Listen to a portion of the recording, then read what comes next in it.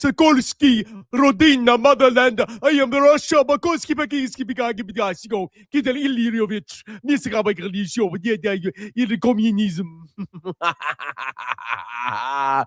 Do you guys like my imitation of a Russian? Do you guys like that? Welcome back to Strongman Personal Finance. We got a reaction for the Daily Clown Report to the world-famous Tesla and Palantir shill, Tom Nash. Now, this man has been shilling Tesla constantly, nonstop, for the past 5 or 6 years. And the worse that Tesla does on a fundamental basis, the more the stock goes up and the more Tom Nash looks like a genius. So we're going to react to a recent video where Tom Nash gives us his Tesla stock price projections. And I'm going to give you my own feedback on that. Before we get into the video, consider tipping the channel or sending me money for requests. You can see the Venmo link here. Or you can super chat or join the membership. Thank you very much. Yes, I'm e-begging. Sue me. All right, let's get right into the video reaction. Here is Tom Ilyovich Nashievich. In a video, if you are a Tesla shareholder, get ready. He's got the same titles over and over and over again. It's over. It's over. It's happening. It's over. Get ready. It's the future, bro. And people love it. Here he is. Look at that face. Doesn't he look like a pug? Just be honest. Or even if you like the guy, he kind of looks like a pug. Okay. Look at my thumbnail. I'm basically seeing twinsies there. All right. So let's see what Tom Nash has to say about Tesla shareholders. And unfortunately, I am a Tesla stock shareholder in the VT ETF. Babushka. Hey folks, this is Tom Nash. Welcome to another video. And in this video, we're talking about a stock that might have the biggest potential of anything we have ever covered on this channel.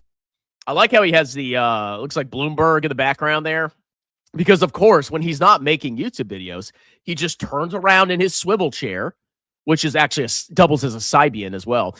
And he watches Bloomberg. And then when he's ready to make a video, he just turns back around, turns up the vibrator a little bit, and goes back and makes a video. Okay. He's tuned into the market, people. Can't you see the TV screen behind him? I mean, am I tuned into the market? Probably not. I have a piano in my background.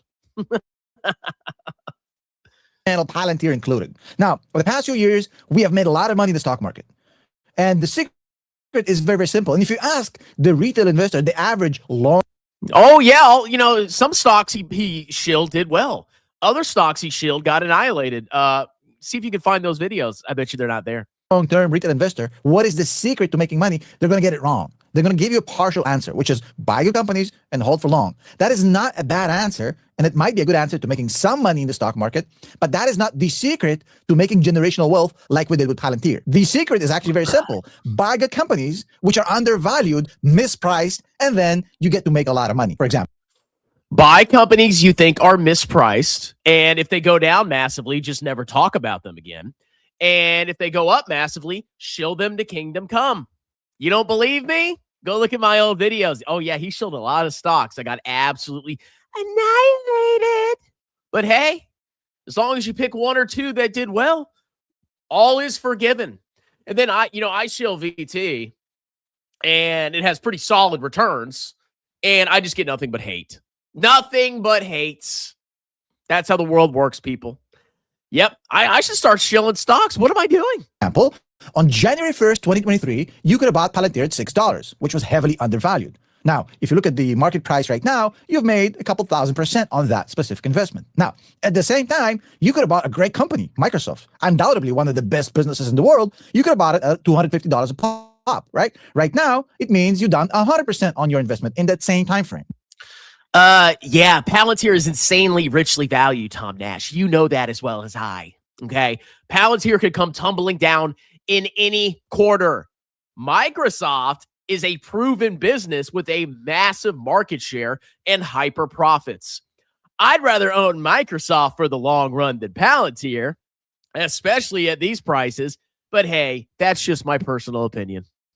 My whole thing, my whole philosophy, thesis is finding great businesses, but businesses that are somehow misunderstood and completely mispriced by the market. Now, a lot of you think that when everybody's trying to do, what do you think all the professionals are trying to do?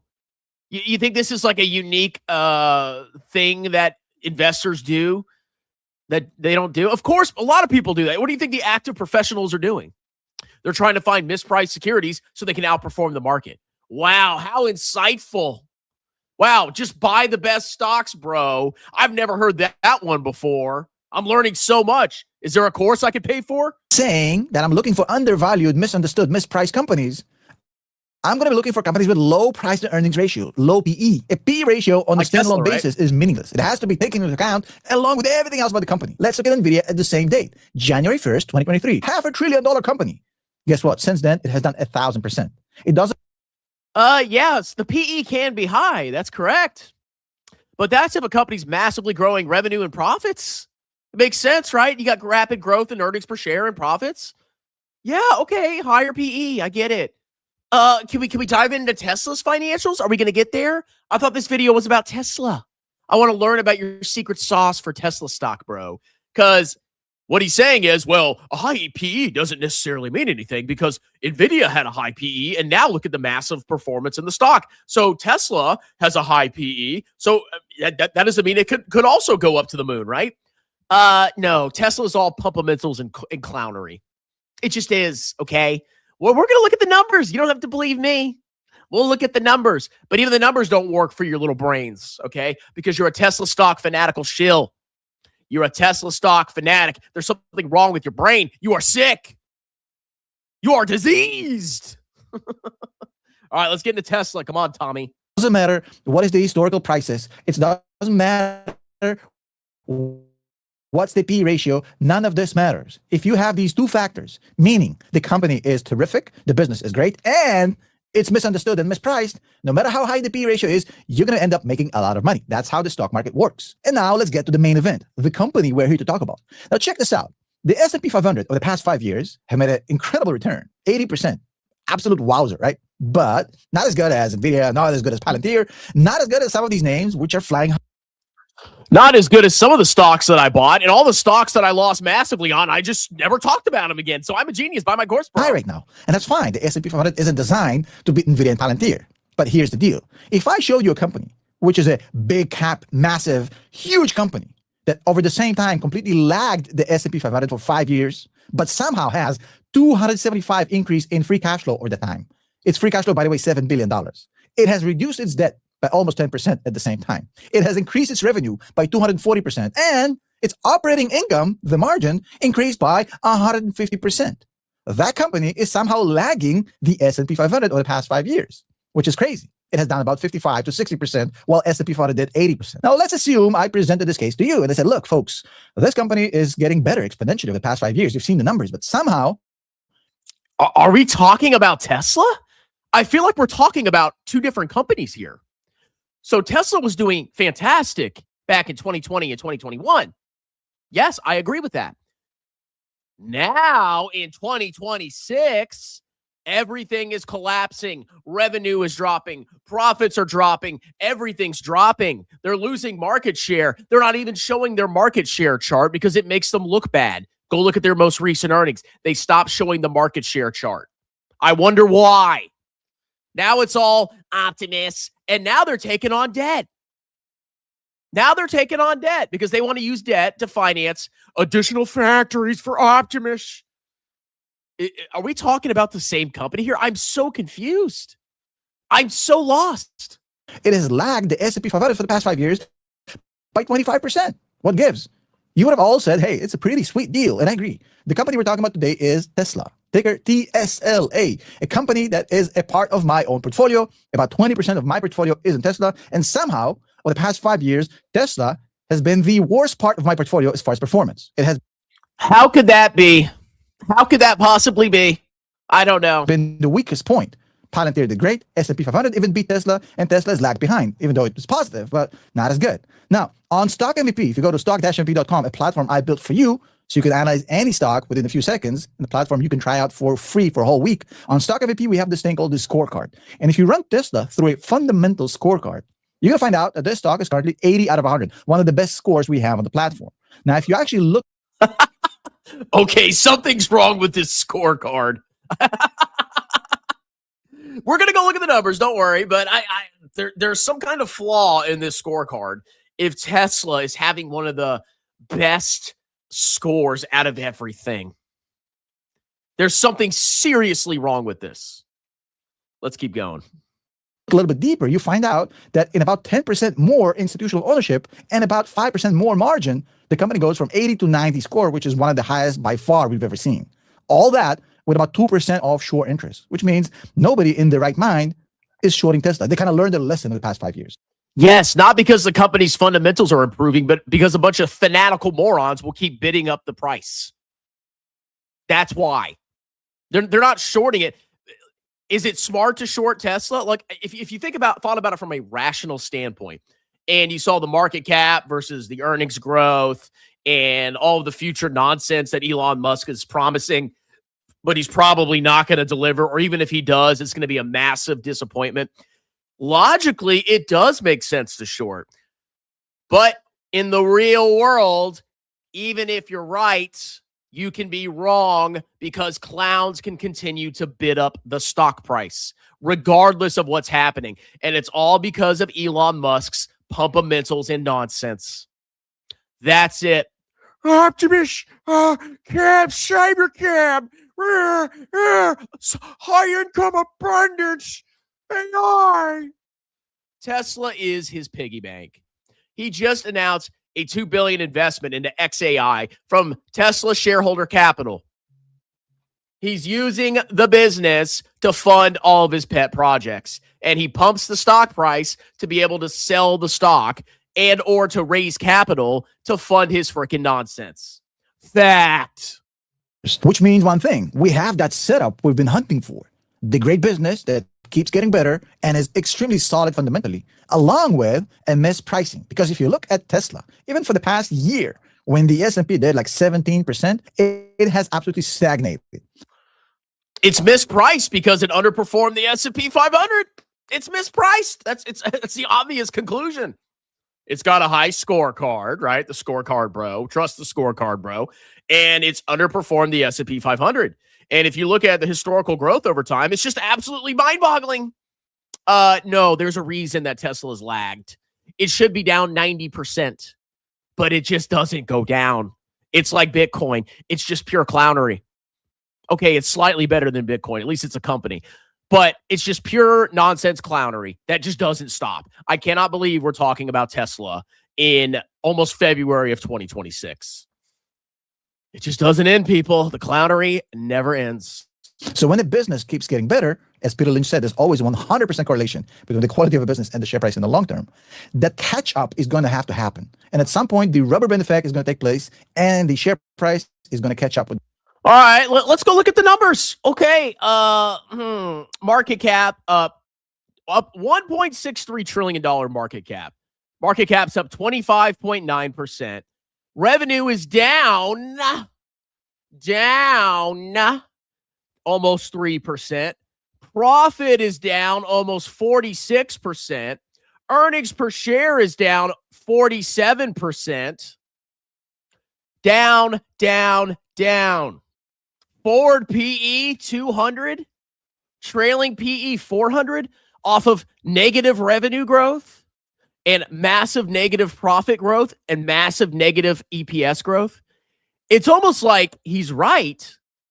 The stock price will eventually reflect the business's fundamentals, but right now it's actually the opposite. Tesla just keeps going up no matter how bad their financial performance is. And I know I could show you every number on this chart, and you clowns wouldn't care, okay? Stagnant revenue over the last 5 years, okay? They grew a little bit, and then starting in 2022, they've had flat revenue. Flat freaking revenue. Let's look at earnings per share, just going down and down and down and down and down every quarter. Let's look at free cash flow per share. Okay, a little bit of a spike, but overall, basically flat. Margins contracting. Operating margin contracting. Profit margin contracting. Free cash flow margin, flat.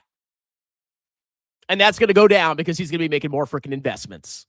I'm not understanding. Net income growth, negative 60%. But the stock just keeps going up. It's mispriced, bro. Trust me, bro. With the fundamentals and long-term investors will be rewarded, will make a lot of money. But the thing with Tesla, it's not just about the catch up as far as the lag in the share price. It's also about the future. If you look into 2030, if you look into 2035, if you look at the biggest secular trends right now in the market, Tesla is primed to be one of the best performing companies into 2030, into 2035, and it's not even close. So what am I talking about? Well, Tesla is currently being priced, or rather mispriced, based on stagnating revenues for the past year as far as auto sales, which means that a lot of investors are assuming that Tesla is on the way down because auto sales aren't growing as fast and because margins are compressing, mainly because of competition from China. Yeah, and you don't think that's going to happen with Sloptimus? Really? You don't think that's going to happen? Robotics, there's a lot of competition in the robotics field. So Elon, who was shilling about how he was going to change the world with his cars, totally failed at that. And now he's like, oh, but trust me, bro, this time with cybercabs and Optimus, we're totally going to control the entire market.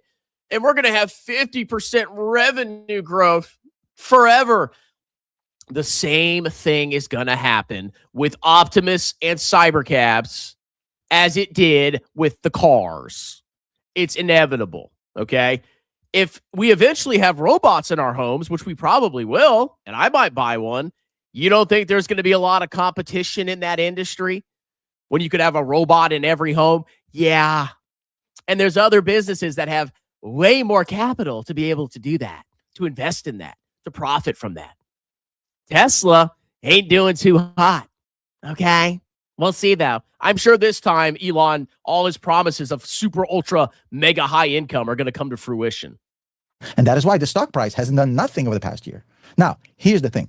If you look at these issues, softening EV demand, the margins, or maybe even Elon's bad narrative, or maybe even the P ratio is too high, this is a wrong perception, this is a misconception, and this is a misunderstanding of Tesla. And somehow, shockingly, in 20...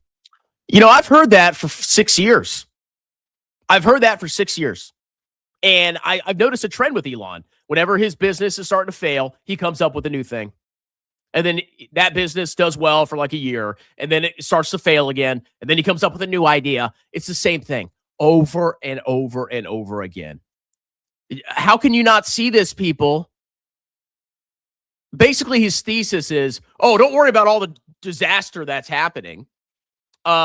Just focus on the future, bro. Yes, that's what Elon wants you to do. And it's funny, if he's talking about contracting margins and all this, why is your scorecard showing an 80 out of 100? If the business was doing so bad, and you showed us all these amazing numbers, apparently, if the business was doing so bad, wouldn't your scorecard be bad? I'm confused. 2026, it's happening again, and people refuse to take advantage of this opportunity. They refuse to look at Tesla for what it is. Now, what Tesla is very evident if you just zoom out. And if you actually do zoom out, you find out that Tesla is focused on 3 main areas right now. And those areas are robotaxi and full self-driving, that's 1, humanoid robotics, which is 2, and energy, which is 3. Now, it sounds like some sort of a blue sky scenario, but it couldn't be further from the truth. Now, here's the thing. It's not about cars. It's not about margins. It's about these 3 elements, or maybe 4 if you separate FSD and robotaxi. Now, think. Yep, and when those all flatten out and start to have declining revenue and profits, guess what? There's going to be something new. And the whole time, if you look at the company's profits, they're never going to match. It's nonstop pumping, people. Non-stop. Think about it for a second. Where is the world heading? Forget about Tesla for a second. Where is the world heading in the next 10 years? You're witnessing right now in Davos, the speeches coming out, the deglobalization and all this beef going on between Europe and the US. Where is this world heading to? Well, obviously, we're going to have the biggest trend of the next 5-10 years, which is going to be AI for sure, right? Number 2, labor shortages in the West, as far as demographics, the shortages in employment when it comes to factory jobs, undesired jobs, let's put it this way. Of course, you have the energy angle for data centers, for infrastructure, for the grid. We've talked about it multiple times. But on top of it, you have other things that are going on. For example, you have tech convergence. The automobile is now a telephone, and the telephone in an automobile is now an alarm clock, and it's also a toothbrush. Everything is becoming one app for everything, one device for everything. Did he just say a phone is a toothbrush? I don't know about you. I've never brushed my teeth with my phone. Interesting. So, I mean, some of this is correct. Okay, yeah, we're moving into AI. I get it. Yes, there's going to be a labor shortage. Kids are bad now, apparently. Energy shortage, I don't know about that. Tech convergence, okay, not sure what that means. He has tech convergence twice. Tech convergence. Okay. Tech convergence again. Deglobalization. Okay. Maybe. Honestly, they're saying deglobalization, but I still see a lot of trade going on. That's interesting. America's trying to deglobalize, but then again, we still have massive trade deficits. So I guess not. Capital efficiency. Okay. I guess that's always been the target. And not necessarily you have the government intervening in private businesses via Trump. Okay. And then urbanization and mobility. Okay. Yeah, that makes sense. Okay. So some of these I agree with, except for tech convergence twice. I guess he wanted to emphasize that. But let's think about this, people. Okay. There's lots of companies that are in these industries. You know how you get exposure to every single company that is investing in the future? You can buy an index. You don't need to buy Tesla stock, which is pumped up by freaking Elon Musk and his constant overpromises. How much evidence do I have to show you? Oh, wait, it doesn't matter how much evidence I show you because facts don't matter. Why is somebody calling me from Minnesota? Am I about to get is Antifa calling me right now? There's convergence. Okay. On top of this, we have national security concerns now. We're starting to beef with everybody. So a lot of that will come into play with deglobalization, with repatriation of production, the CHIPS Act, et cetera, et cetera. What about capital efficiency? The chase after the perfect margin couldn't be more harsh than it is in 2025, 2026. So capital efficiency is going to be there. What about urbanization and mobility? All that is in play. And what about all of these things coming together into one company that literally sitting on that particular juncture for every single mega secular trend I just told you about? That is Tesla. If you look at humanoid robotics, I don't think people understand how big this market is going to get.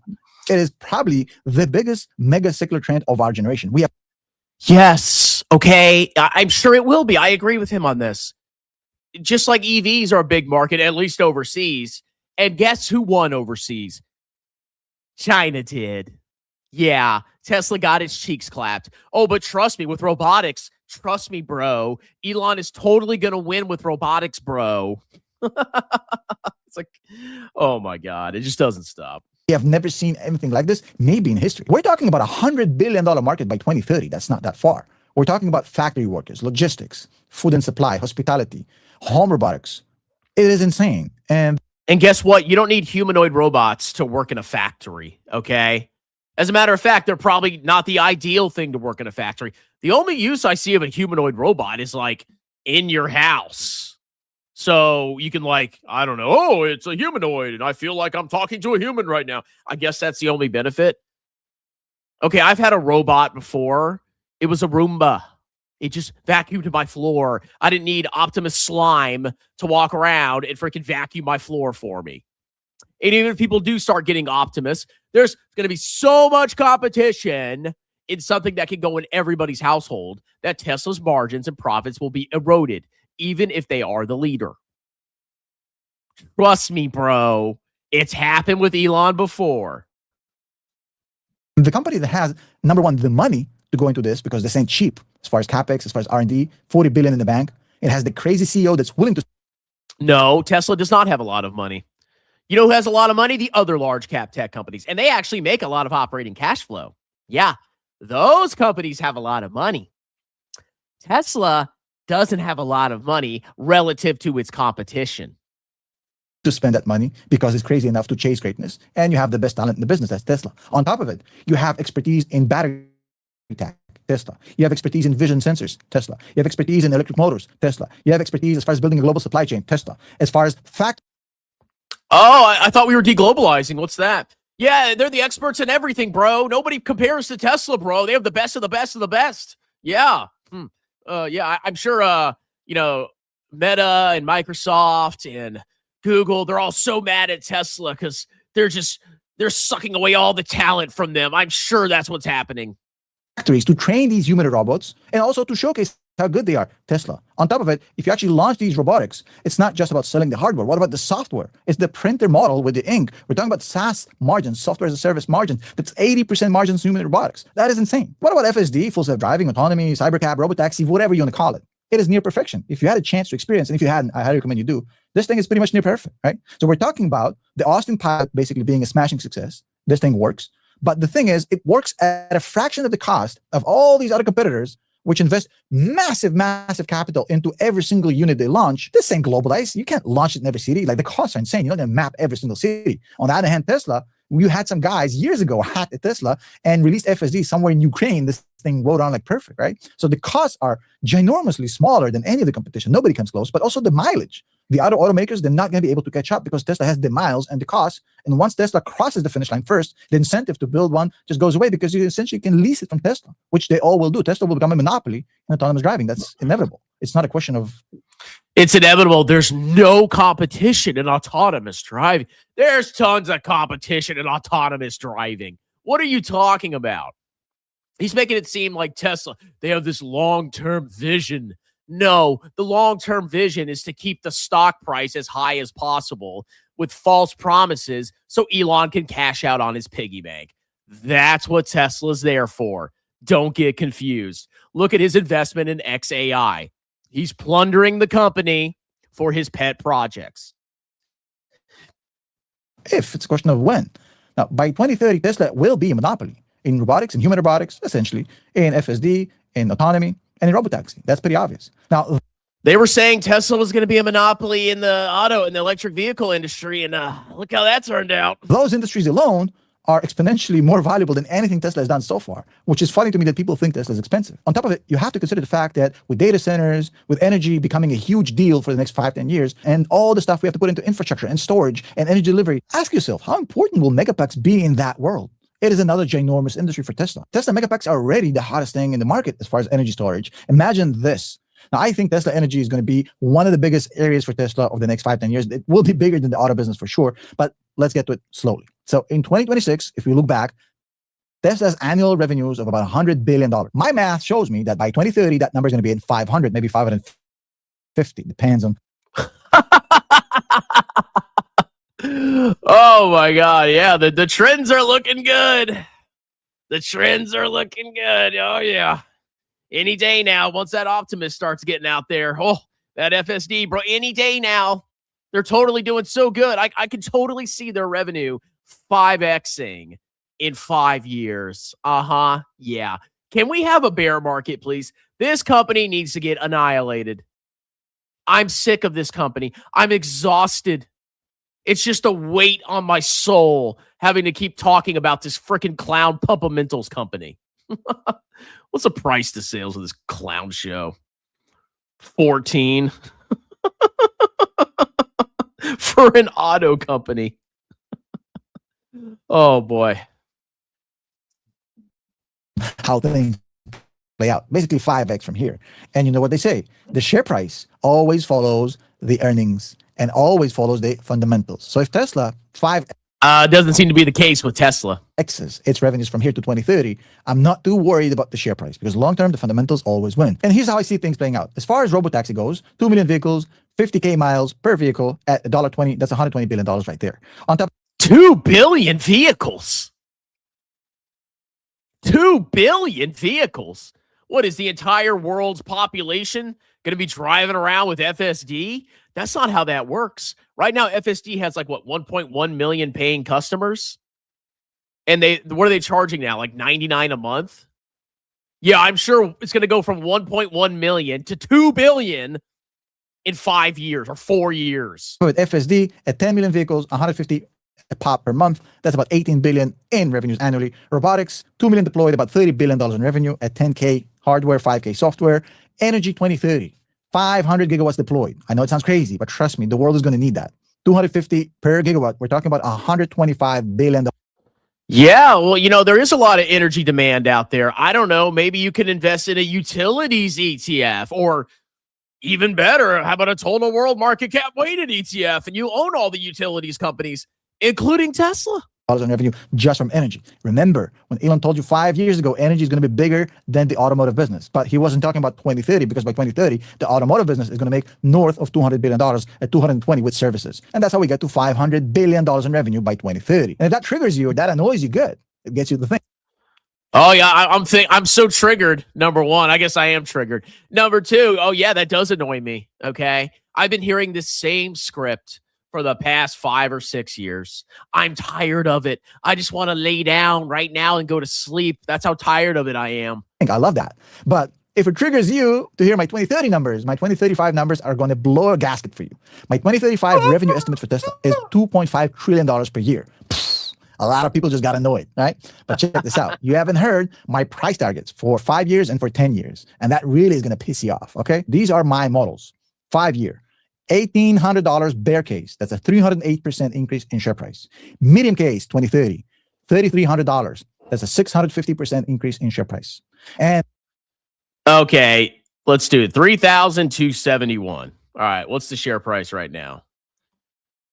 3,271 divided by 438.20 times the market cap of 1.64. He's saying it's going to have a $12.2 trillion market cap in 4 years, right? Is he doing 2030 or 2035? Yes.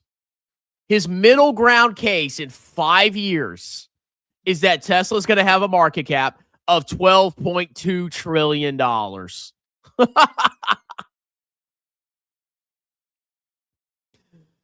I'm so tired, people. I'm just so tired. Where have I heard this before? Where have I heard this before? What's his name? Solving the truck stop problem. All right, on the high end, so he's saying 4,754 per share divided by 437.84. Oh, Tesla's up 5% today, of course. Times 1.64 trillion market cap. His bull case is that in 5 years, Tesla's going to have a $17.8 trillion market cap, which is, oh, by the way, probably more than all of large tech combined. Totally, bro. And bull case, $4,800, which means 1,000% from here by 2030. Now, 2035, it gets even spicier. 2035 bear case, 3,750, which means 760% upside. Middle case, 2035, $5,600, which is 1,200%. And 2035 bull case is $7,900, which is 1,700% of upside on. All right, let's see what the market cap is going to be by 2035. Is it going to be higher than the total market capitalization of the world stock market? All right. Okay. Times 1.64. Oh, guys, in just 10 years, 9 or 10 years, Tesla's going to have a $30 trillion market cap. 30 trillion. Oh, God, I love it. It's yeah, it seems reasonable to me. On the share price. I expect a Palantir moment to happen to Tesla. And it sounds crazy because the company is already above $1 trillion valuation. But when you have a great business that keeps on getting better and a stagnating price, that always happens, just like it happened with Palantir. How is the business getting better? I'm not seeing it. Revenue down 3%, net income down 46%. These are numbers. I'm looking at the numbers. I know this doesn't matter to you, but I'm looking at the numbers. Earnings per share down 47%. How is it getting better? I'm confused. Palantir, it's going to happen with Tesla. Now, the worst thing you can do from this point on is to take this video and jump head first into an empty pool. That's going to be stupid. That would be the equivalent of going right now, mortgaging your house and buying Tesla tomorrow with everything you got, because Tom said these are his target prices for 2030, 2035. Now, there's a lot of risks with Tesla short term. Warren Buffett famously said, cash is the safest short term, stocks are the most dangerous. Long term, it reverses. Okay, so he's basically giving you these insane price targets. And he's like, you need to be cautious. So he pumps the stock the whole video. Oh, it's so amazing. And he's like, be careful, be careful, be careful. I'm confused here. If you're this bullish on Tesla, why would I not go all in? Seriously. I mean, if you're so confident, why not go all in? And a lot of people, after watching this video, are going to do that. They will, okay? Have fun with that, guys. You could also just have exposure with a total world ETF that has Tesla in it. And even if Tesla did go to a $1 zillion market cap, you would benefit anyway. You can't do that though, can you? No, you got to own it individually in a large percentage. With Tesla, it couldn't be more true. There's a lot of short-term risk for Tesla. Big drops are very, very possible, and they will happen. You don't want to lose your firepower right now going in at this price. Slow, okay? There will be delays. There will be bad news. Why does it matter? Why does the short term matter? If you think it's going to $1 zillion market cap, you might as well just buy it now and just be patient. But oh, there might be a temporary sell-off. Okay, that doesn't matter. Are you children? Do you not have patience? Elon Musk will probably say some stupid stuff. There will be a very violent journey, just like it's always been with Tesla. The path is by definition 100% going to be very, very chaotic and messy. Okay, the only thing you can do here is DCA. DCA turns this volatility into money. With DCA, we've increased what we made on Palantir exponentially because we use the downturns to decrease our cost basis. We double down DCA at the right moments. Constant buying with increased parameters and decreased. Double down DCA. When you're DCAing, you don't double down. You just buy consistently. There's no double DCAing. Parameters on the way down, on the way up. Everything I just told right now may sound like crazy talk to you, but this is how it works. This is how you make money in the stock market. Now, I have a full guide, which you can get right now. It is absolutely free. In the description, my full DCA double down system guide. Go get it right now. A whole book on DCAing? You can do it in a sentence. Set up an automatic contribution to an account and buy something every 2 weeks. There you go. That's the DCA book. It's in the description. It's for you. It's free. And if you want to take the next step and join us, join the 28,000 members in the academy, learning every day how to find great stocks, how to become a better long-term investor, how to use all of these tools to benefit yourself in the long term, to do it the right way. If you're not looking for shortcuts, if you're not a trader, if you want to become a good long-term investor, if you want to build a foundation and invest in yourself, I urge you to join us. Patreon.com/Tom Nash. Try it out. We have a 30-day money-back policy. No questions asked. Try it out for 3 weeks. See if it's for yourself. I absolutely would love to see you there. Thank you. And I'll see you. Oh, I'm signing up right now, Tom Nash. All right. Let's see all the Tom Nash and Tesla fluffers in the comments. Don't you dare criticize Tesla, strong man. If Tesla stock is still going up, that means his bull thesis was. Oh, yeah, of course, Alan's fluffing Tom Nash. Of course he is. Why do you think you deserve to be tipped? Because I am the best YouTuber in the finance sphere. No doubt. I am the best. I give the best advice. All right, someone said he did nail Palantir. Oh, my God. If you buy 10 stocks, one of them goes up and 9 of them go down, do you get celebrated because you bought one that went up? I don't understand this. Okay? They always shield their wins and hide their losses. You know what you can also do? Just buy an index. Like, you people are so lost. You're so cooked. You cannot be saved. So true. Microsoft is a much better bet. Good point. Tom was right about Palantir. She's so stupid. You people can't. I've learned you people can't be saved. You can only save a few. Most people are low IQ normies. All right, we got Gil back. Silver tanked, Dave tanked, Bitcoin tanks. Oh, now Gil's a genius again. He's back. Tom Nash loves reminding everyone he's rich from NVIDIA. Of course he is. Welcome back, Gil. Dangle the carrot. Pug Nash is highly educated on Tesla. You're just a hater. You're just a hater. I could show you a video. I have old videos of him shilling all these trash stocks. I could play the whole video showing you all the clown stocks that he pumped that fell massively. Then I could prove to you that he deleted the videos to hide the evidence. You would sit there and you would watch it and you would see the evidence and you would still not care. That's how insane you people are. I'm saying 1 + 1 = 2. I use 1,000 different ways to prove it. And you still just look at me and say, you're a hater. You're just a hater. It's like, everybody's a psychopath, man. This world is insane. My brain is struggling to comprehend this world. My algorithm sold UNH when the news came out. Oh, he's got an algorithm now. Hey, everyone. Tom was right on Palantir. Oh, he was right on Palantir. He was wrong on a bunch of other stocks, but he deleted the video, so let's just ignore that. Strongman's views have tanked since I've been gone. That's not true. I made actually a couple videos got more views. Talking about Jeremy and me, Kevin, of course. You and I both, Strongman's channel, stay afloat. Oh, my God. My final warning. Okay, Gil's just giving us stock tips again. Take care, Gil. See you around. Strongman is a dinosaur. The world has changed, and he can't adapt. I know. I'm just such a dinosaur. I was there when all the clowns got annihilated. I was there when they deleted all of their old videos that made them look bad, but that just doesn't matter. Facts don't matter. Evidence doesn't matter. People are irrational. People can't be saved. People are doomed. Nothing you can do about it. Tech stocks don't need revenue, just need lots of hype. Well, some tech stocks actually deliver on their performance and deliver and do well, like the other Mag 7. Tesla has done nothing but fail. I've seen this guy before and recognized him as a grifter. Wow, someone's got a brain.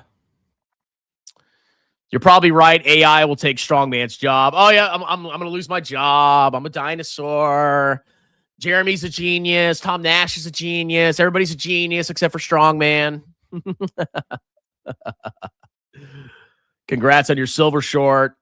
We outperformed VT ETF in a single day. Oh, yep, we got a genius in the comments here. A year's worth of VT performance in a day, maybe even multiple. Just gamble, guys. Just gamble. I went to the casino and I won money. I beat VT's returns. I'm such a genius. God. I have the biggest clowns in my comments. It's just incredible. It would take Toyota 13,000 years to sell 2 billion Camrys. I bet if you go back in time, Strongman would have been a Tesla shill. Just like, no, I would not. Why would I be a Tesla shill? I actually speak what I believe. See, I have like morals. I'm not a scumbag that follows trends. I'm a masculine man. I'm not a chick that just talks about what's popular. I am a Chad. I have stuck to VT this whole time. Nobody can match that level of belief and love. Prove me wrong. Prove me wrong. Who knows what kind of potential Strongman could have had. The Vanguard Colt is definitely powerful. Yep, we're the Colt, not the clowns following the grifters. I was lowballing Camry sales. They sold 316,000. So it only take them 6,500 years or so to sell 2 billion. We just erased the full. Oh, wow. Silver ran up a lot and then it fell one day. Oh my God, I'm a genius. Tom Crash is the worst. It's bad. I'm down over 1K in silver. I sat out of the silver thing. I don't play in those games. Tesla is such. Oh no, actually, I bought silver at the bottom, guys. I bought silver at the bottom. Trust me, bro. 2x leverage silver. And then the day it fell, I actually sold my long and went short. Trust me, bro. Tesla's such a garbage company. It shows this isn't Warren Buffett's market anymore. I sometimes wonder if getting rid of transaction fees for retail investors was a good. I think it's a horrible idea. All hail Gil. You guys, silver's back to where it was 2 weeks ago. Oh, my course, bro. There's something about Tom that really bugs me. I'm not sure if it's his constant grifting or maybe it's his accent. But one thing is for sure, I don't trust him. Trust the index. Have faith in the index. You dummies buying index ETFs are the problem. You are buying the bags of people dumping their shares, and once we get a crash, you will end up with worthless ETF shares with 1% dividend down 50%. If the ETF goes down 50%, oh yeah, your individual stocks will probably be down a lot more than that. Recent years in ETF investing is doing nothing and outperforming everyone will soon end. It's not supposed to be this easy. Oh, so are you admitting that ETFs have outperformed? Did you just admit that? God, the dedication to trolling, it's incredible, man. If Tesla only becomes a $25 trillion company, does that still mean Tom was wrong? We'll see. You know what? We'll see. Maybe if we have hyperinflation, maybe it will be a $20 trillion company. A book about DCAing is like a gender studies program. I should write a book about DCAing. It'll be one sentence. I'll put it on Amazon and I'll charge $20 for it. I'm sure you're saying, I'm sure you're so rich, bro. I'm the one that's self-employed, though. Weird. How did that happen? I'm the one with hundreds and hundreds of thousands of dollars. How did that happen?